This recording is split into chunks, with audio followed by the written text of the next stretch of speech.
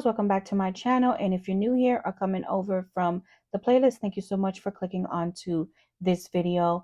This video is actually part of the Summer Days playlist, and our two hosts for this collaboration is Amanda from Six Kids and a Glue Gun and Katie from Lady Red Crafting. And our guest host is Gina Bell from East Coast Mommy. So after you finish watching this video, go ahead and click on the playlist link that'll be on the description in the bottom of this video. I hope you enjoy everybody else's video that is part of this entire playlist. They are all absolutely great crafters and have done an amazing job at participating in this entire open collaboration. All right, guys, go ahead and enjoy everybody's collaboration, and I'll see you next time. Bye. All right, guys, so I pulled out this frame from Dollar Tree. It's one of their flat frames. I want to say it's an 11 by 14, and I got these sticks from Amazon several years ago. I don't even remember. I think they're bamboo. I don't think they're bamboo something. I don't know what they're called. If you want to know, just ask me in the comments and I'll just look them up for you.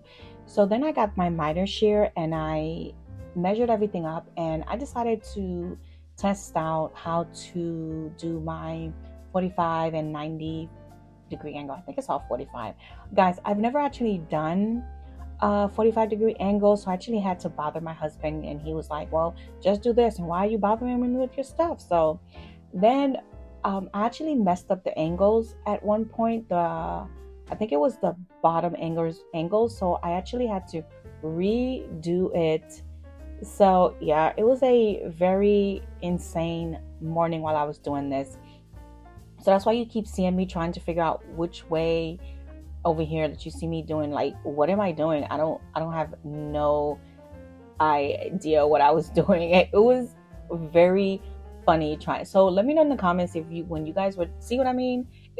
I had it all messed up. So I'm sitting here going, yeah, I royally messed this up. So so I finally figured it out, and I had to recut the two side angles and then redo it. So there, I got it finally. Yeah, yay, I did it. So here I go. I grabbed my Dixie Belle Tobacco Road. It's a water gel stain. So if you have problems with stains in general and they smell, this is actually a very good stain that you can use.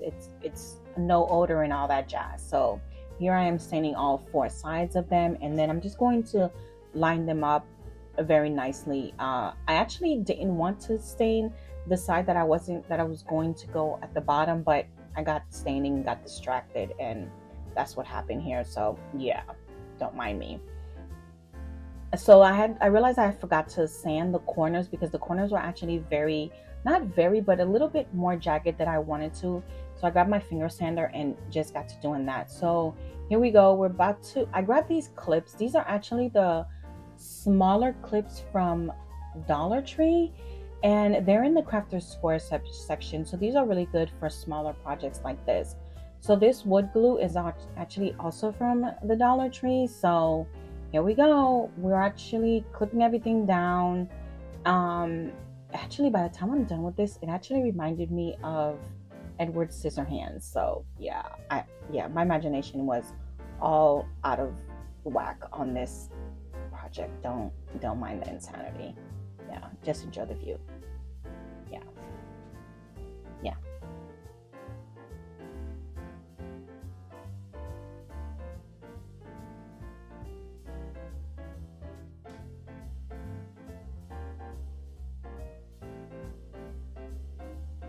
What I mean, Edward Scissorhands. I mean, seriously.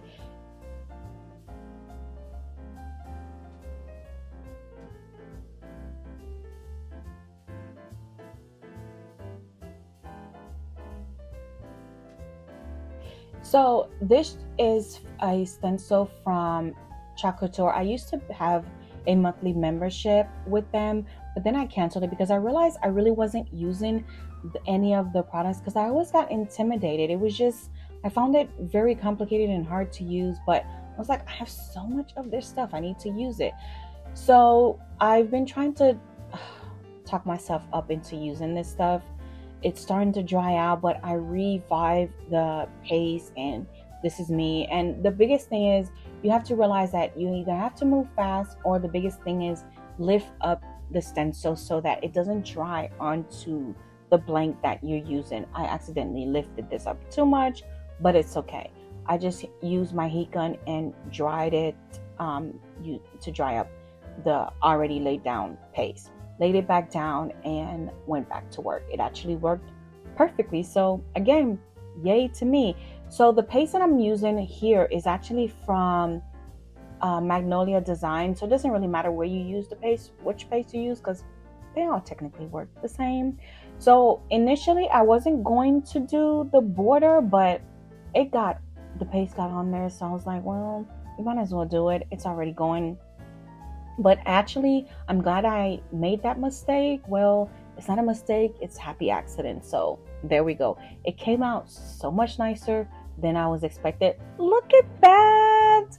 So I went back to DT because I knew I saw this lemon, but what happened was my idea was to use my saw and cut it in half. But then when I got home, I realized that even with that, it was too big. So back to another plan. So but I knew I wanted to use the yellow beads, so the white wasn't going to work because it was getting lost. So I grabbed my jar and pulled out the brown so that it would work with the border that I had created. So this is what you're going to see me do, a hanger with the yellow and brown beads. Of course, I was struggling because I was like, let me try to use this needle that my daughter uses for her crocheting, and for the life of me I could not figure out or remember how to do it. I've done it in the past, but guys, my brain was not working that day. Again, you know, days of crafting, some days are great and other days it's just like, yeah, today is not going to be a crafter's success story all the way around. So yeah, not working. Once I get everything beaded on, I tied knots at the end so that, because I didn't want the beads to actually move around on the hanger. So of course one end didn't want to really knot. I probably should have not had as many beads on there because it was just really tight. So yeah, but it's okay, it came out really nice.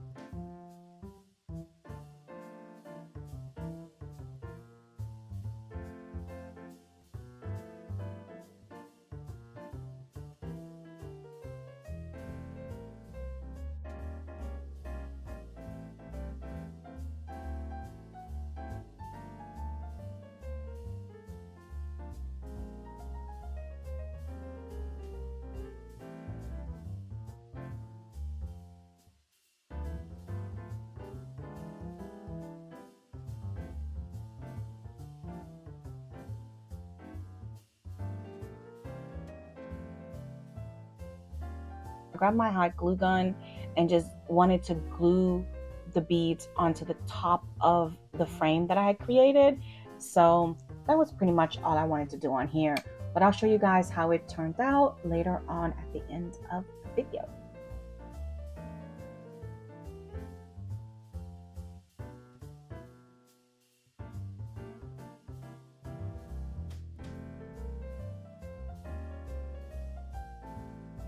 Okay, so for this craft, the box, I don't even know what it's called. I got this from Hobby Lobby many moons ago, and I never figured out what to do. I forgot all about it until I had to make this playlist. And I was looking at it and I realized I really like the colors and the gold and so on and so forth. So I grabbed a piece of wood that I had in my stash and I painted it with Bell Flamingo because I realized I just wanted to cover the words on the top of it, and I'm going to use another chocolate tour design. I did this off camera because I was like, you guys already know how to paint, it's nothing new to you. But after I painted it, I realized that I should have actually sanded the wood piece because it came out really what's the word, it was really rough once I had painted it. I don't know what happened, but anywho, once I painted it, I pulled out this wax cover, this wax thing, but only because since I was using the Chalk Couture design, I didn't want it to bleed. Now Chalk Couture does have something very similar to this that you can use if you do have Chalk Couture stencils, but I've always used this one instead of using their own brand one, so it's up to you what you decide to use. So I'm just going to apply this and wait. I didn't even wait for it to dry. I probably should have.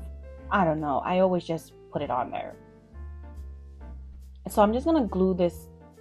No, actually, I don't glue it, but I grabbed the chalk paste on and the chalk stencil, and I'm gonna lay it on here. Now, you're gonna see me keep lifting it up because I'm trying to decide maybe I should have waited until it dried a little bit more, but I was like, well, you know what? We're just gonna go with it. So I grabbed the shimmery white. I think that's the color that it is. Is it? It looks shimmery white to me. I think that's the color that I used. So it might have been shimmery silver, but I'm sure it's shimmery white. And I'm just gonna use that on the words alone. And then I grabbed the shimmery copper. I think it's copper. I don't think it's gold. You guys know. Don't quote me if I'm wrong. Anyway, for the drink, look how nice it looks. And I did this color because it literally matches the sides and everything on this blank block. I don't know. Is it a blank if you didn't do anything to it? Is it still considered a blank? Let me know in the comments, because now that's the question of the day, isn't it? So I'm going to just glue it on here, and I'm testing to see if it's dry because I am going to see the book on the side. You're probably wondering, why does this crazy woman have this book on the side? But I am going to put this on the top to weigh it down because it needs some weight anyway.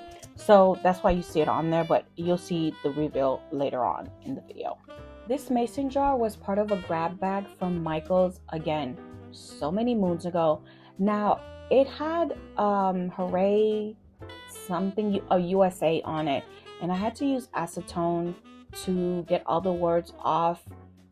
And I thought about sanding it, but since it's galvanized, which has that sheen on it, I didn't want to get rid of the sheen, so that's why I use acetone. Now, you could ask me the question of why didn't I just flip it over and use the back side of it, and I will answer that later on in this portion of the DIY as well. Just keep watching, trust me, it'll get answered.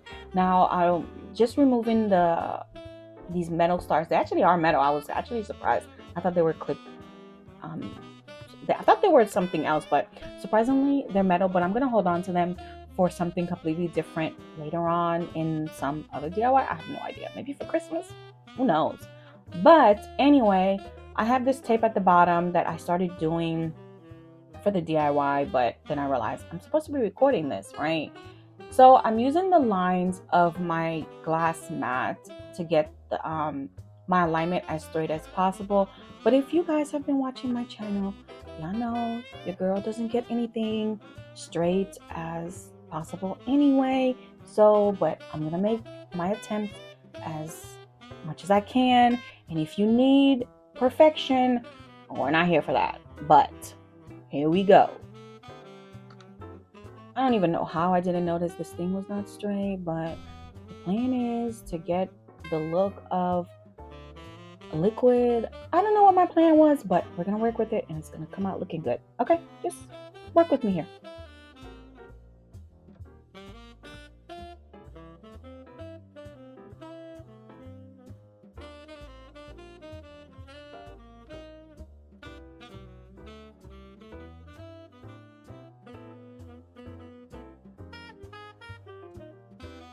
We are going to paint this the same color as the flamingo that we used in our previous DIY, and I did use 2 coats, right? So you're just seeing me do 1 coat because yeah, I know. Anyway, I know how to paint. So remember, 2 coats to get full coverage. Now I'm going to take off the painter's tape while the paint is halfway still wet in a way, only because I didn't want the paint to get too dry so that there is not a lot of, I guess, I don't know, damage to the paint. But as you can see, some of it did come up with the paint, but I think it's mostly because of the material that we're working with. Although what I did do is I did grab my paintbrush that's still wet, but I took it out of the bag, and I did do some touch up on here as well. And here we go using our spatula, which we always use our Cricut tools for other things that's not for cricketing. So that's all there is to it. So here's what I was saying that I was going to use. The reason why I didn't want to use the back of this mason jar. I wanted to use the front was because I wanted to keep this mason jar design on here, because I was just going to touch it up, and I'm going to just use my Posca pen for this. I'm just going to do all the touch up that's on here. That's all I'm doing to it. So that's all it was. I know you're probably going to ask me, Roberta Rowe, why you didn't just take off this darn twine off of here. The only answer that I have for that question is because I was just being extremely ridiculously lazy. That's all it was. No other answer. Once I'm done with this part of it with the Posca pen, I'm just going to grab some ink from Waverly chalk paint, and I'm going to paint the top part of the mason jar because I did want it to look again like a full cap. That's all we're going to do for this, and then we're done with the top lid of the mason jar. The part where it comes with for the detail for the mason jar, I'm actually going to grab some Cricut vinyl for my design, and my whole point was I'm using my Cricut vinyl because I have a whole bunch of it, extremely old vinyl, and I've decided that I'm going to make it a point to use my Cricut, and this is actually a metallic vinyl, and I was praying that I wouldn't have to use Cricut strong grit transfer tape, because if it did, I was like, man, it's gonna mess up my paint. But even if it did, it would actually look rustic or something of the sort. But fingers crossed, it actually did better than I imagined. So here we are, we're gonna transfer, and actually we did very nicely, but I had to use metallic and more pressure, so that's why it probably worked. See here, I missed a piece and I didn't realize it, but because of course, you know, I put the transfer on Cricut, so here we go. But watch, we cut off a piece and add it on there and transfer this beautiful. It actually went really nicely. I was so happy. I was feeling a little stressed at the beginning, but let me let you watch. See guys, this is when I really realized that my paint job was a little crooked, but we're not going to talk about that. And look, it actually did not, well, I don't know what brand of transfer tape this is, so I was just happy that my paint did not get damaged, and I was just weeping from happiness. So now I ended up grabbing top coat from DIY paint to seal this in, because as we all know, this galvanized material is going to scratch if it's not sealed and protected, and that's all you see me doing right here, just making sure everything is sealed in so that it will last me a very long time. So that's all you see me doing right here.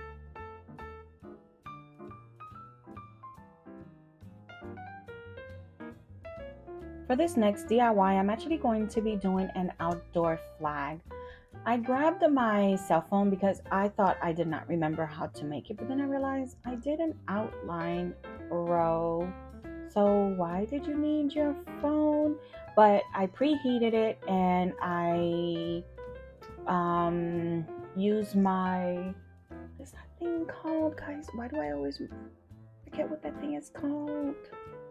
Lint rolled it, yes. So I actually have my Cricut heat press at 285 because I wasn't sure whether or not the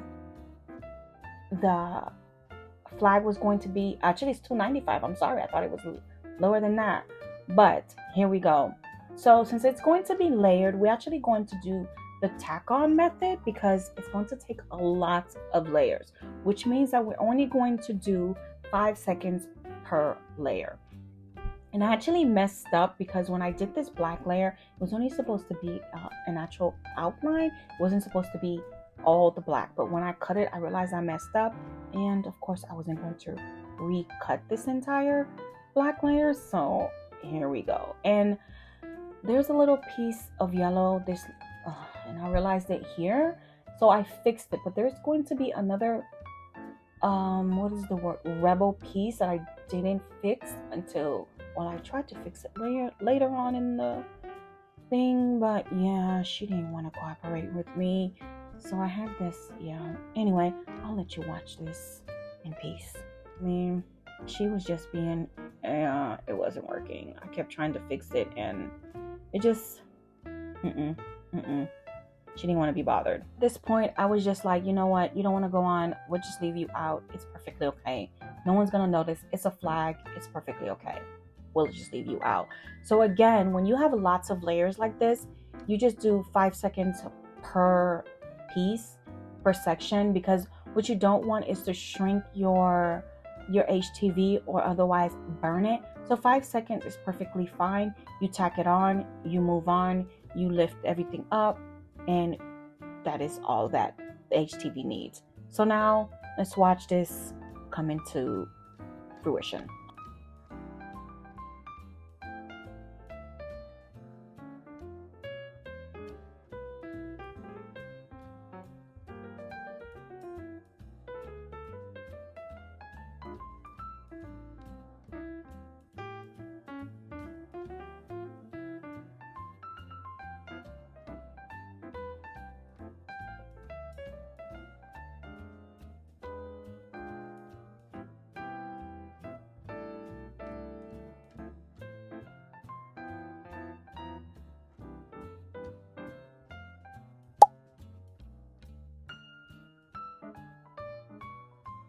This part, I realized that I could actually do 2 layers at a time, so I'm just going to cut off as much of the transfer sheet as possible so that I'm actually able to do multiple layers on here, because you don't want the transfer sheet touching each other, because then that's when you have problems. So this is what you see me doing right here. Black piece, I don't know what I did. I think I must have burnt. This is what I was saying about burning it. So I was like, I think it'll be okay. The flag, I want to say I bought this flag from 143 Vinyl, and I wasn't too happy with the quality. So I don't know if that's what happened, guys. I don't know. But because of the fact that I was going to have another HTV color on top of it, I was like, I think it'll be fine. So I wasn't going to stress over it anymore.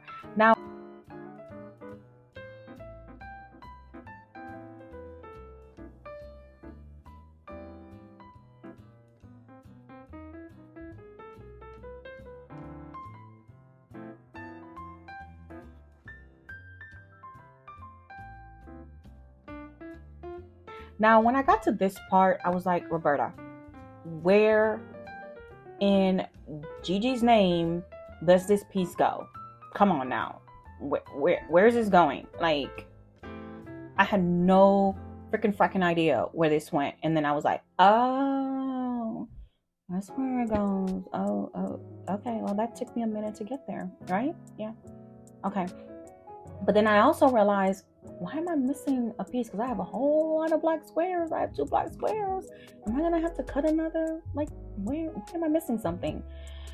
Oh, yeah. We were having a day. I think I was crafting entirely too much that day.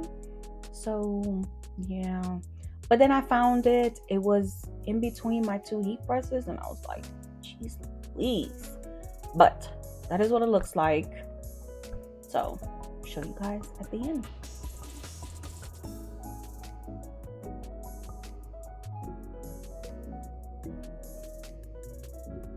This is what all the projects looks like. I think they all came out so nice, even though some of them gave me a little headache. But let me know in the comments what is your opinion and which one was your favorite. Let me know. Thank you guys for watching so very much. Talk to you guys later. Bye.